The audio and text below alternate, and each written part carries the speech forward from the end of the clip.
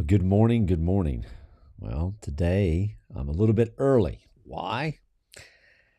I have a very full schedule. I've got about 40 minutes of time to segue into whether or not I'm going to eat or reflect, but I have a full schedule today. But today I want to talk about why I do this live in public every morning, not pre recorded, not edited, which would be so much easier if I just sat here and recorded a bunch of these things and scheduled them. And it's not for the engagement. It's not try to gain an audience in this space. Not for the growth metrics. Or someone told me public content is an effective business strategy. I do this because of something I deeply believe about how transformation travels, about how freedom spreads, about what actually changes the inner space, interior landscape of a human being in a lasting, permanent, and beautiful way. I do it because the testimony is the teaching. Here's something that I've watched consistently across years of teaching and counseling and coaching, pastoral work, and everything else I've done in this vocation. Information does not change people. Not in a real, deep, lasting, structural way that honest transformation requires.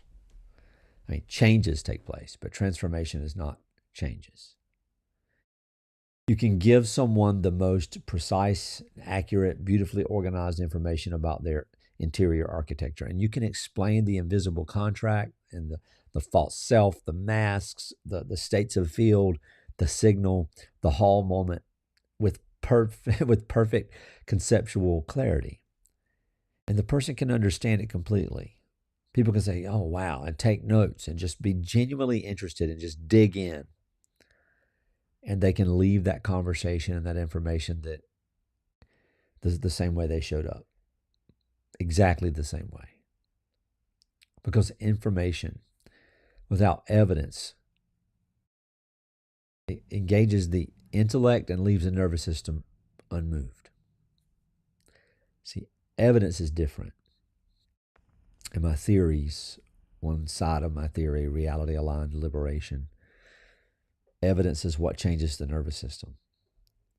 Evidence, specifically the evidence of another human being living the thing, tells a different part of the brain something different. It tells the part that is responsible for survival that this thing is possible, that it has been done, that the territory on the other side of the door has been inhabited by a real person who's still alive on the other side. Confused yet? But once the nervous system has that evidence, the door becomes approachable in a way it simply was not before. And that is why testimony, the living, real-time, unpolished witness of a human being in genuine transformation, is the most powerful teaching tool that exists. So testimony. What is testimony?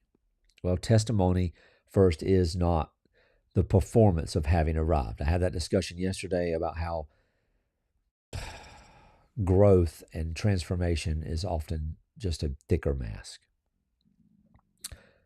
Testimony is not the highlight reel. It's not the polished version of the story or edited for impact, shape for the narrative arc. It's the ongoing, honest account of a person in process of life. The messy middle, as well as the completed chapter. The things that are still in process that walk alongside the things that are finished.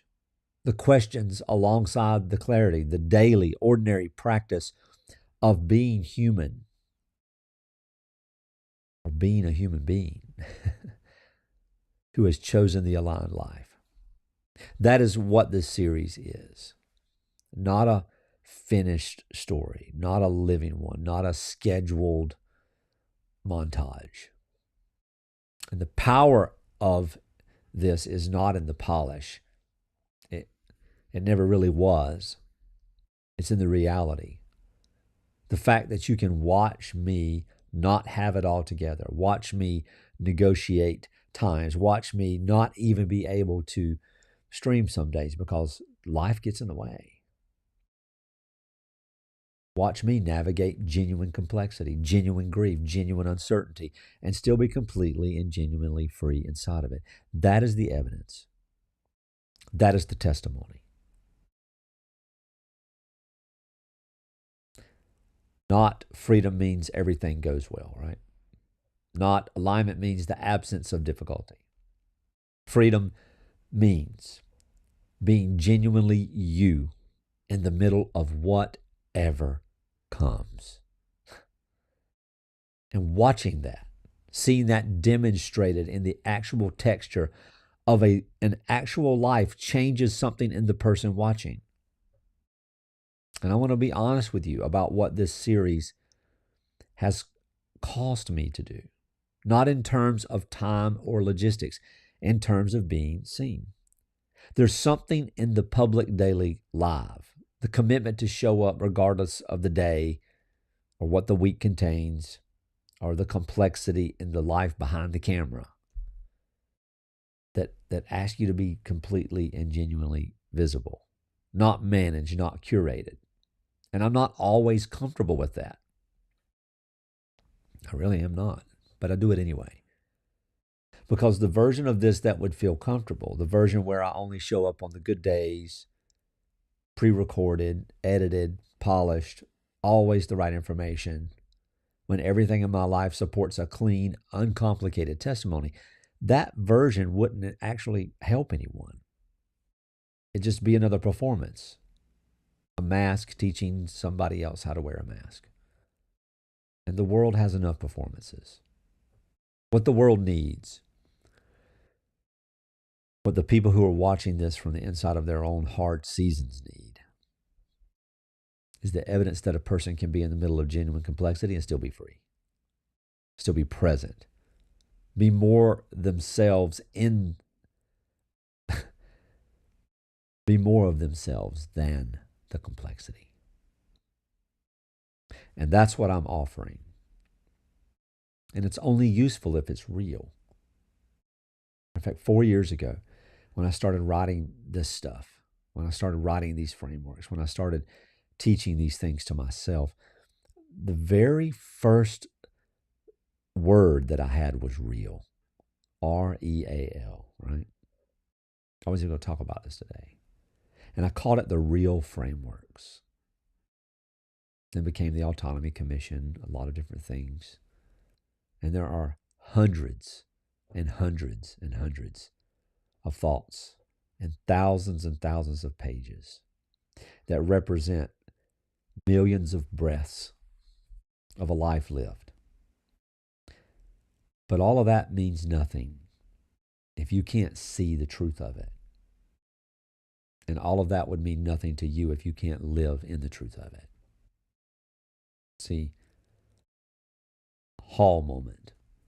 Honesty aligns liberation's language. The Hall moment of testimony is the moment you stop trying to protect your story and just trust it. Trust it. The honesty in this moment is this. My story does not need to be managed. It doesn't need to be sanitized or explained or framed in a particular way before it's safe to share. It is true. It is authoritative.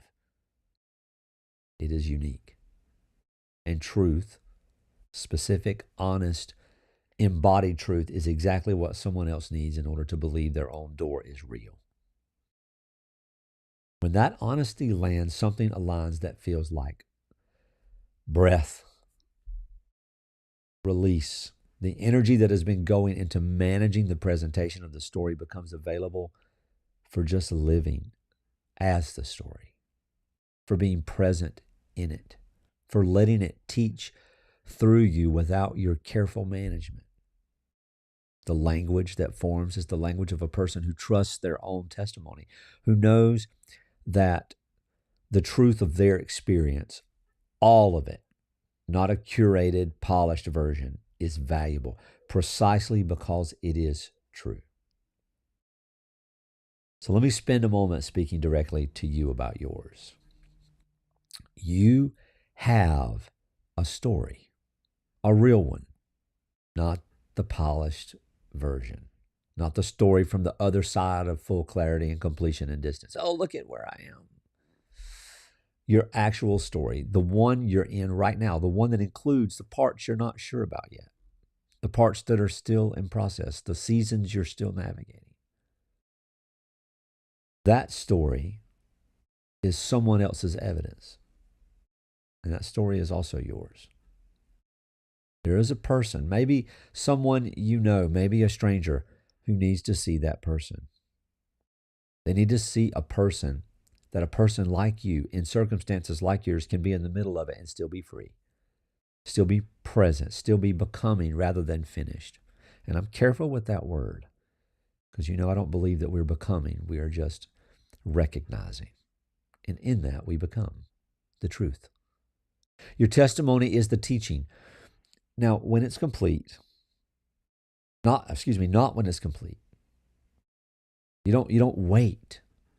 Your testimony is the teaching as you build, as you grow, as you learn, right now, as it is, as you are. So today, I want you to consider, what would it look like to share your own testimony more honestly? Not publicly necessarily. Not everyone's testimony belongs on a live stream, but honestly, with one person, in one conversation, the real story, not the managed one. What would you say about where you are right now if you weren't trying to protect anyone from the truth of it? Well, I'm asking myself that question. So let that be the question today. Let it open something. Day 24. Here we are, 15 minutes earlier than normal. We're all moving toward the finish of this series with real momentum. Tomorrow, I'm going to pick back up on the kids for a minute. Talk about invisible contracts. The specific way the contracts we carry move into the next generation. And then what you can do right now in this season to interrupt that transmission. So be well. I will see you all in the morning.